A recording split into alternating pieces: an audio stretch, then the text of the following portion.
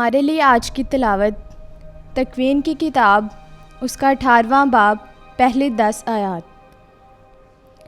फिर खुदावंद ममरे के बलूतों में उस पर ज़ाहिर हुआ जब वो दिन की गर्मी के वक्त अपने खैमा के दरवाज़े पर बैठा था, और उसने अपनी आंखें उठाई तो उसे 3 मर्द अपने सामने खड़े नज़र आए।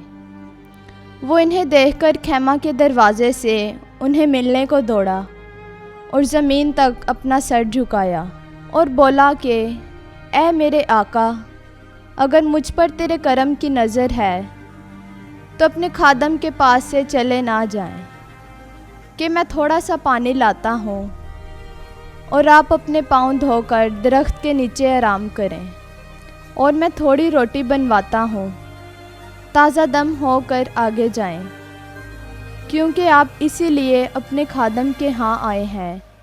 और उन्होंने कहा, जैसा तूने कहा कर।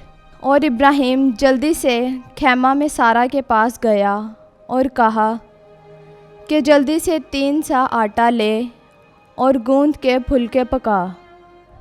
और वो आप गले की तरफ दौड़ा और एक मोटा ताज़ा बछड़ा लाकर एक नौकर को दिया, जिसने उसे जल्द पकाया।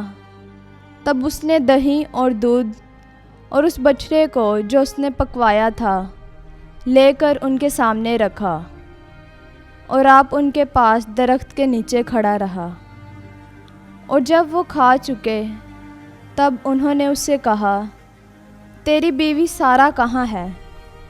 वो बोला, वो खैमा में है।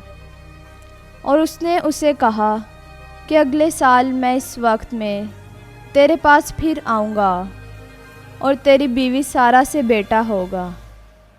और सारा खैमा के दरवाज़े के पास उसके पीछे बैठी सुन रही थी, तो वो हंसी। पाकलाम का पढ़ा और सुना जाना हम सब के लिए बाइसे बरकत हो। खुदा का शुक्र हो।